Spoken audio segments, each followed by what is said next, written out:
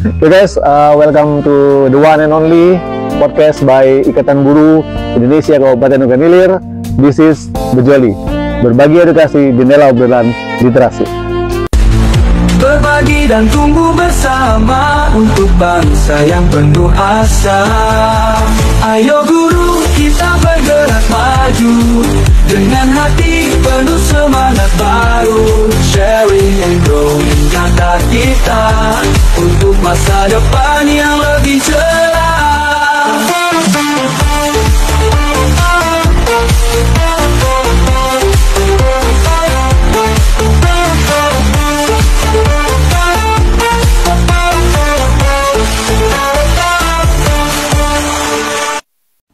Oke, baik, selamat datang kembali di acara kami. Dan hari ini kita sudah kedatangan tamu yang sangat luar biasa, the one and only, satu-satunya di Oganilir. Karena dia Ketua Ikatan Guru Indonesia Kabupaten Oganilir, Bapak Sabto Abadi, SPD, MPD. Selamat siang, Pak. Selamat siang Pak Anton, gimana kabar? Alhamdulillah baik Pak. Luar biasa sekali hari ini kita bisa berbincang dengan beliau sebagaimana kita ketahui sepak terjangnya di dunia pendidikan Kabupaten Oganilir ini sudah sangat luar biasa banget. Beliau orang yang bisa dibilang melahirkan kembali IGI di Kabupaten Oganilir. Nah, sebelum kita masuk jauh ke dalam perbincangan, ada baiknya kita sedikit tanya-tanya dengan Pak Sabto Abadi ini mengenai profil beliau. Bisa cerita sedikit Pak, Bapak, pengalaman Bapak, cerita pribadi Bapak sampai dengan apa sekarang jadi seorang pendidik yang sudah dikenal di Kabupaten Oganilir. Oke, terima kasih Anton. Jadi ceritanya gini, saya sebenarnya bukan asli dari Oganilir Pak Anton ya. Saya sebenarnya berasal dari Lampung, saya dilahirkan di Lampung. Saya merantau ke Oganilir ini karena pendidikan juga. Oh, karena ceritanya dulu saya tinggal di Lampung, itu daerah yang cukup terpencil Pak Anton. Jadi di situ daerah saya itu belum ada SMA. Waduh, gitu. Jadi kalau mau SMA itu harus ke kota. Ya, jadi harus ke kota, dan itu dulu kan masih ada SPP gitu ya. Oh iya benar. Jadi mau SMA aja tuh udah kayak orang kuliahan zaman sekarang gitu kan, biayanya gitu ya. B3 dulu ya. Jadi dengan biaya yang sangat besar dan kondisi kami yang kurang mampu, akhirnya saya memutuskan untuk merantau mengikuti jejak kakak saya yang kebetulan sudah merantau duluan di Sumatera Selatan. Oh, kakak sudah duluan kesini gitu. Dan secara etnis juga kelihatan bukan orang Sumatera Selatan. lebih seperti Puja Sumba. Betul. Jadi kita Jawa kelahiran Sumatera. Jawa kelahiran Sumatera, arahnya Jawa. Oke, sampai terpikir jadi guru itu emang sudah dari awal cita-cita atau sekedar nyemplung nggak sengaja gitu? Jadi dulu saya tuh sebenarnya tidak berani bercita-cita Pak Anton. Bukan nggak mau bercita-cita, tapi nggak berani karena kondisi keluarga kami ya yang kurang mampu gitu. Jadi waktu itu nggak kepikiran nanti saya mau sekolah sampai batas mana gitu, bahkan sampai nggak berani mikirin gitu kan. Walaupun saya dulu alhamdulillah kalau di SD SMP juara kelas terus gitu kan, tapi begitu lulus SMP dengan kondisi ekonomi yang seperti keluarga kami yang waktu itu sedang terpuruk gitu kan, karena dulu ayah saya itu bisnis UMKM lah gitu kan, tapi mengalami kebangkrutan, ditambah dengan krisis moneter tahun 97 itu ekonomi keluarga itu ekonomi keluarga itu hancur. Kemudian sekolah itu harus membutuhkan biaya yang tinggi, sehingga kemudian waktu itu lulus SMP orang tua itu sudah bilang bapak nggak sanggup untuk membayar sampai ke pendidikan selanjutnya. Jadi maksudnya dengan kondisi itu nggak kebayang mau jadi apa gitu Bang. Bener-bener. Tapi ketika kemudian saya punya semangat yang tinggi untuk tetap pendidikan, sehingga kemudian Allah kasih jalan untuk ikut kakak saya gitu kan. Secara kebetulan Allah kasih jalan itu, akhirnya ya cuman waktu itu juga kepikiran paling-paling batas SMA gitu ya. Di latar belakang keluarga saya itu petani gitu kan, jadi waktu itu saya berpikir cuman ya udah nggak apa-apa lah jadi petani, yang penting ada wawasan, ada ilmu gitu kan. Sampai akhirnya ketika SMA itu ada senior yang memberikan motivasi luar biasa, kamu harus kuliah toh gitu ya, kamu harus kuliah, kamu punya potensi, kamu harus kuliah. Saya waktu itu berpikir gimana caranya ini SMA aja saya ngos-ngosan gitu kan. Iya. Saya berjuang betul fighting ketika SMA itu. Pagi sekolah saya itu kan swasta, jadi siang soalnya Pak SMA saya itu.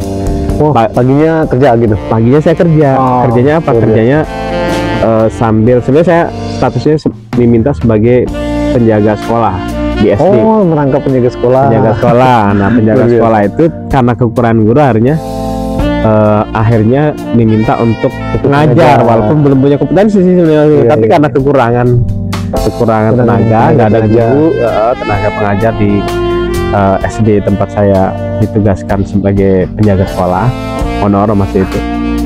Jadi saya sambil mengajar. Nah, ketika mengajar itulah kemudian mulai mencintai ya, menjadi seorang guru gitu. Jatuh cinta dengan dunia. Jatuh cinta dengan dunia keguruan atau kependidikan, walaupun waktu itu ya jelas saya belum punya kompetensi kan, karena baru lulus SMP sambil SMA gitu kan. Nah, jadi kayak gitu sih. Nah, ceritanya juga waktu SMA juga belum kepikiran mau kuliah atau segala macam ya, karena kondisi waktu itu sulit gitu kan. Lagi ke kondisi tadi. Kondisi tadi, tapi dengan motivasi dari senior tadi katanya kamu harus kuliah gitu. Gimana caranya, yang penting kamu harus banyak ibadah kepada Allah gitu kan. Jadi harus rajin puasa Senin Kemis, harus rajin tahajud, dan pada saat tahajud itulah kamu berdoa, nangis-nangis, bermunajat kepada Allah, minta carakan apapun jalannya supaya kamu bisa kuliah.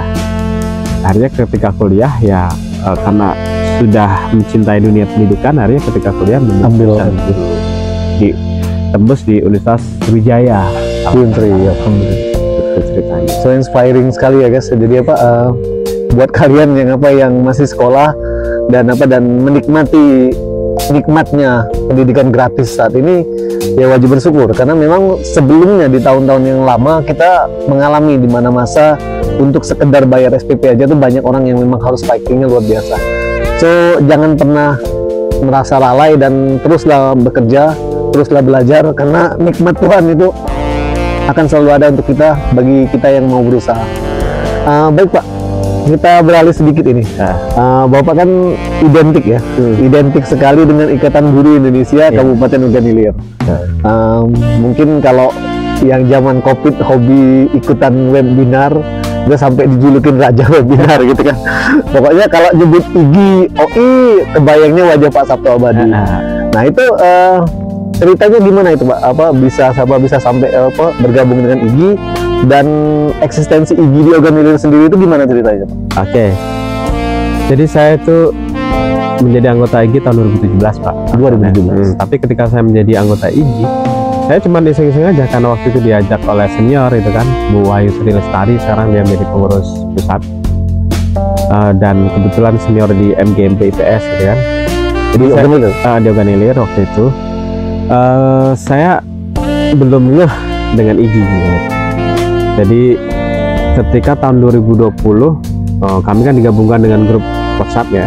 Ketika kita kena pandemi COVID, dan saya mulai melihat sepak terjang IGI bagus gitu kan. Waktu itu di pengurus wilayah IGI Sumatera Selatan mengadakan pelatihan-pelatihan yang menurut saya itu sangat up to date gitu kan. Beberapa langkah lebih maju dibanding dengan organisasi yang lain yang pernah ada gitu kan. Pelatihan-pelatihan yang sangat visioner gitu. Ya, visioner gitu kan, dan itu sangat membantu sekali bagi para guru ketika menghadapi musim COVID. Nah, akhirnya ketika tahun 2020 ada tawaran dari Ketua Wilayah IGI Sumatera Selatan, Pak Aswin, itu kepada para anggota IGI Ogan Ilir, yuk, karena pada waktu itu IGI OI sedang vakum. Ya, ceritanya sedang vakum. Makanya sampai disebut yang melahirkan kembali. Iya, sempat Ogan Ilir ceritanya tahun 2016 itu pernah dibentuk, pernah mengadakan 1 kali kegiatan, tapi setelah itu vakum gitu. Nah, tahun 2020 itu ada tawaran dari Pak Aswin, siapa nih anggota IGI Ogan Ilir yang mau menghidupkan kembali. Akhirnya berkumpullah beberapa orang waktu itu, dan kita sepakat untuk menghidupkan kembali. Dan pada waktu itu saya sebenarnya awalnya bukan sebagai ketua, tapi sebagai wakil. Kemudian karena ketua itu memiliki berbagai kesibukan, beliau mengundurkan diri. Akhirnya saya yang ditunjuk sebagai ketua. Nah, itu cerita awalnya. Nah, kemudian ketika saya diberikan amanah sebagai ketua, itu saya punya pengalaman organisasi gitu kan. Saya Sebelumnya sebenarnya sudah pernah menjadi ketua organisasi juga di tingkat kabupaten kan, dan di mahasiswa dulu aktivis, itulah aktivis organisasi. aktivis organisasi. Anak apa? Anak kampus sesi aktivisnya. Senang organisasi gitu. Jadi pengalaman di IG sebenarnya belum ada waktu itu, tapi saya punya pengalaman Di organisasi ya. Nah, akhirnya kami mencoba untuk melakukan gebrakan yang pertama. Pada waktu itu kami mengadakan kegiatan pelatihan membuat aplikasi. Jadi nama pelatihan itu satu guru satu aplikasi. Itu apa ya, gebrakan yang juga termasuk out of the box di masanya. Di masanya itu, karena kepikiran gitu loh, orang taunya dulu kalau aplikasi itu pasti yang bisa pengembang gitu kan, Pengembang, developer gitu kan, orang yang harus ahli IT gitu kan, coding segala macam. coding gitu.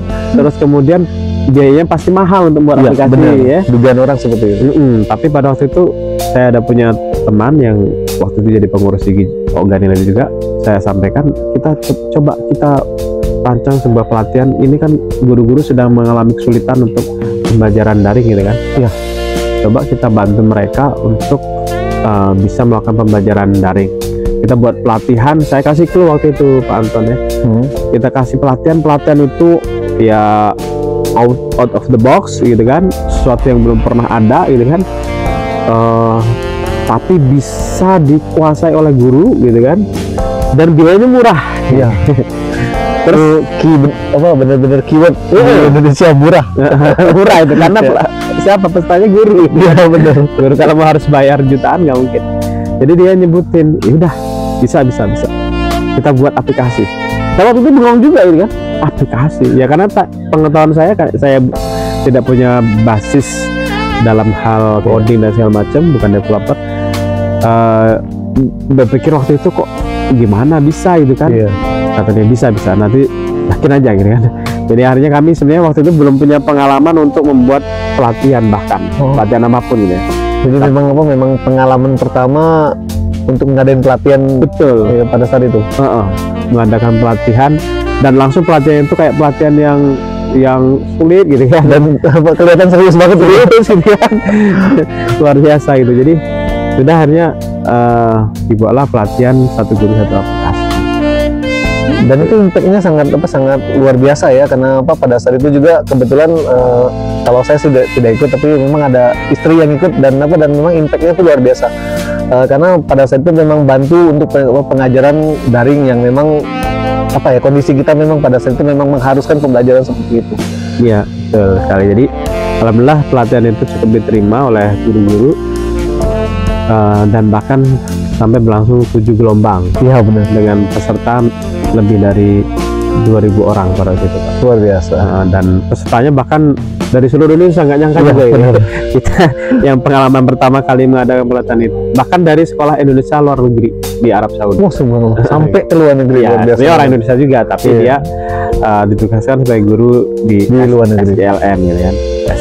SD kita di Kedutaan Besar Arab Saudi. Dan sejak itulah IG Organilir itu benar-benar aktif mengadakan berbagai macam pelatihan, dan Pak Sabto memang menjadi motor penggerak yang sangat luar biasa, sampai dikenal tadi sebagai rajanya webinar.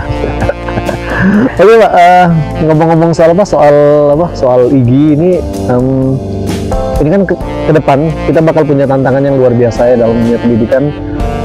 Menteri Pendidikan kita sudah melakukan revolusi ya. Salah satunya adalah mengenai pendekatan pembelajaran deep learning, kemudian perubahan nomenklatur beberapa instansi, juga peraturan yang berubah juga. Nah itu kira-kira kedepannya ada nggak Pak semacam gebrakan dari IG itu untuk mengajak iklim kependidikan di Organilir ini biar lebih beradaptasi dengan pola baru yang sekarang ada? Oke. Jadi sebenarnya kalau kita selalu beradaptasi ya, jadi IG itu menjadi ruhnya IG itu memang selalu beradaptasi terhadap perubahan ya. Sharing and growing together ya. Jadi dengan pelatihan-pelatihan yang berbasis teknologi misalkan itu kan, kemudian juga orang-orang yang ada di IGI itu sangat semangat untuk menyambut perubahan yang digaungkan oleh pemerintah. Misalnya program-program pemerintah seperti program guru penggerak itu banyak diikuti oleh pengurus gitu ya, kan. benar. Dan pelatihan-pelatihan berbasis teknologi itu kan pelatihan yang berbasis kekinian gitu ya. Ya, Dan benar, itu benar. artinya sangat up to date sekali. Nah, jadi kita insya Allah untuk beberapa waktu yang akan datang, kita IGI Oganilir ini kali kedua terpilih sebagai penyelenggara namanya Temu Pendidik Nusantara. Oh iya, Gitu, TPN. Dan kali ini namanya TPN ke-12. TPN ke-12.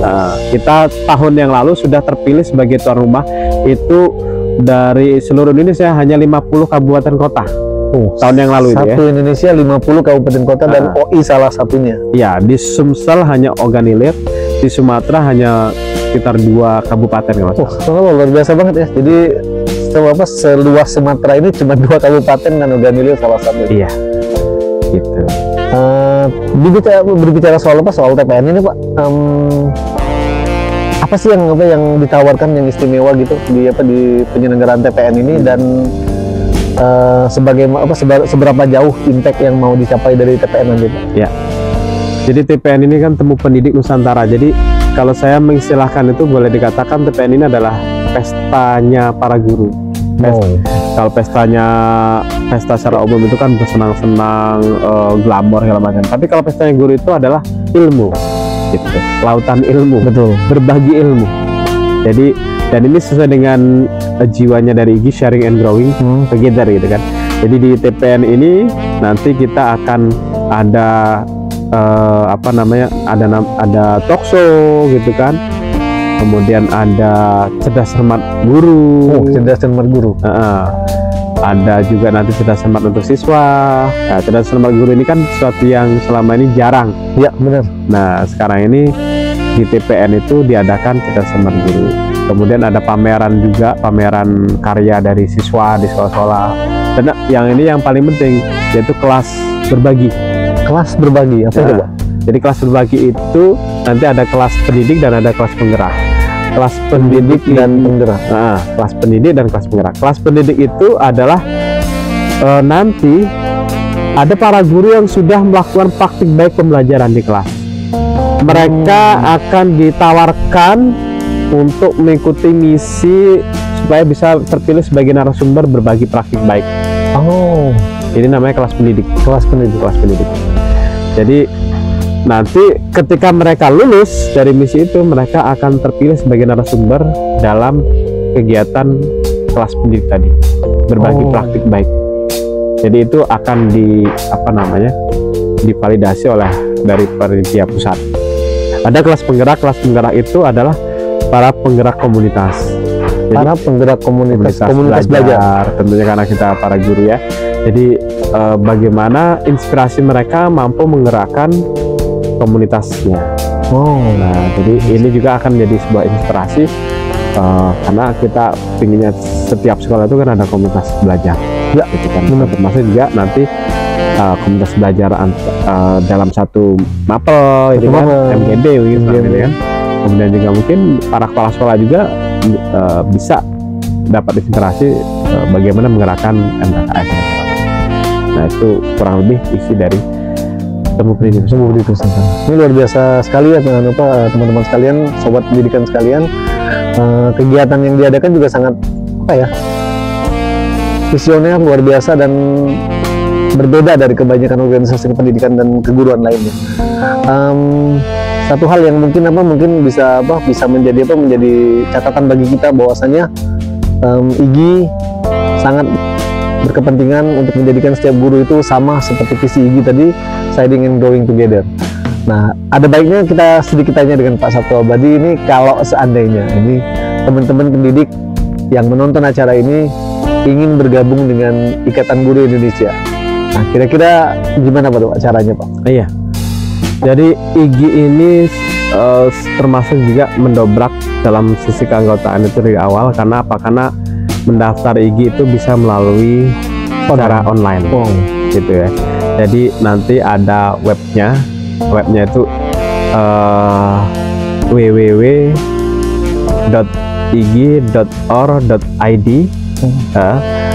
ya. Jadi dari situ Bapak Ibu bisa nanti pilih menu untuk pendaftaran anggota. Ya, jadi bisa dilakukan di rumahnya masing-masing. Tidak perlu bawa surat datang ke kantor. Tidak perlu, hanya cukup menyiapkan KTP data gitu kan. Datanya cukup menyiapkan data yang ada di KTP, dan nanti setelah mengisi data dan kemudian mengupload foto sekaligus membayar uang pendaftaran melalui transfer gitu kan, melalui transfer. Itu pendaftarannya dari awal IG berdiri sampai sekarang nggak berubah, hanya Rp50.000, berlaku seumur hidup selama menjadi guru. 50.000 seumur hidup. 50.000 dibawa ke restoran Padang 4 bungkus balik gitu. Dan di IG juga tidak ada iuran bulanan. Gitu. Jadi ini sesuatu yang mind blowing ya. Iya. Karena tadi kan kita udah dengar ada banyak kegiatan yang skalanya luar biasa, visinya luar biasa, tapi tidak ada iuran bulanan yang mengikat. Ini sesuatu yang benar-benar mind blowing, Pak. Gitu. Saya dulu pertama ini juga kaget gitu. Kok bisa gitu? Tapi ternyata mungkin karena dari awal itu ya gitu, filosofisnya dari para pendiri itu untuk sharing and growing together and growing. Jadi kita ingin berbagi untuk tumbuh bersama gitu kan. Jadi jiwa berbaginya itu luar biasa gitu ya, bagi ilmu gitu. Makanya kita juga di IG itu kalau kita webinar itu nggak pernah berbayar, Pak. Gratis gitu. Gratis. Kecuali kalau dia pelatihan yang membutuhkan waktu beberapa hari dan butuh tenaga ekstra dari tenaga ahli gitu. Tenaga ahli dari narasumber untuk menilai tugas-tugas segala macam, itu ya kita hanya sekedar uang lelah gitu kan. Uang lelah itu baru berbayar latihan gitu kan. Tapi kalau webinar itu kita selalu gratis. Dengar sendiri. Jadi di mana lagi bisa dapat ilmu, bisa dapat pengalaman, bisa dapat jaringan hanya dengan 50.000 seumur hidup, dan sudah mendapat semua fasilitas itu. Mungkin kayaknya cuman IG ya, Pak. Sepertinya sejauh ini gitu ya. Karena kalau webinar itu yang terlihat ya selalu IG dan itu gratis ya. Oke, ini sebagai penutup ya, Pak, dari pembicaraan kita hari ini, bisa nggak, Pak, kasih sedikit closing statement sekaligus motivasi buat teman-teman pendidik yang ada di seluruh Organilir terutama, dan seluruh Indonesia, atau siapapun yang mengikuti kegiatan kita pada hari ini, dari Bapak sebagai seorang pendidik sekaligus sebagai Ketua IG Kabupaten Organilir. Silakan, Pak. Iya. Teman-teman guru di seluruh Indonesia, khususnya di Kabupaten Organilir ya. Jadi kita ini apapun dulu ya, mungkin ada yang tidak sengaja menjadi guru gitu kan, salah pilih jurusan segala macam, tapi kita tidak perlu lagi menengok ke belakang apakah kita sengaja atau memang dari awal sudah diniatin gitu kan. Faktanya sekarang ini kita menjadi guru. Kita guru, benar. Kita punya tanggung jawab untuk mendidik, gitu kan. Nah, menurut saya bentuk kita bertanggung jawab itu adalah kita selalu meningkatkan ilmu, meningkatkan kompetensi, sehingga kita bisa lebih maksimal dalam mendidik. Jadi kalau teman-teman guru tidak mau berkembang, tidak mau mengembangkan kompetensinya, tidak mau bertumbuh gitu kan, maka ini dalam bahasa saya itu nanti dalam melaksanakan tanggung jawabnya tidak bisa sepenuhnya dong gitu. Karena kan mendidik ini harus didasari atas keluasan ilmu gitu kan, supaya mendidiknya benar gitu kurang lebih, dan mengikuti perkembangan dunia gitu. Kita tidak menjadi orang yang tidak mau ikut perubahan gitu kan. Nah, perkembangan dunia yang luar biasa, perkembangan digital luar biasa, ilmu pengetahuan teknologi informatika itu luar biasa, maka bentuk dari tanggung jawab kita sebagai seorang guru adalah kita mau belajar. Jadi ayo kepada seluruh rekan guru kita tingkatkan kompetensi ya, karena meningkatkan kompetensi itu adalah menurut saya salah satu bentuk tanggung jawab kita sebagai seorang guru. Ya, luar biasa sekali inspirasi yang diberikan oleh Bapak Sabto Abadi. Sebagaimana kita ketahui bahwasanya guru itu adalah soko guru atau tiang utama daripada sebuah kemajuan sebuah bangsa. Menjadi guru mungkin bukan merupakan pilihan, tapi takdir yang sudah dipilihkan oleh Tuhan Yang Maha Kuasa. Dan setiap takdir, setiap usaha yang kita lakukan akan dimintakan pertanggungjawaban. Maka benar seperti kata Pak Sabto tadi, jangan pernah berhenti belajar, jangan pernah berhenti bergerak, jangan pernah berhenti berbagi, karena kita akan selalu tumbuh bersama, terus bersama, mencapai puncak bersama, dan menikmati keberhasilan di suatu hari nanti. So, sampai di sini dulu perbincangan kita pada kesempatan kali ini. Terima kasih atas segala perhatian, mohon maaf atas segala kesalahan. Sampai jumpa di episode selanjutnya, dan tetap di Bejoli. See you.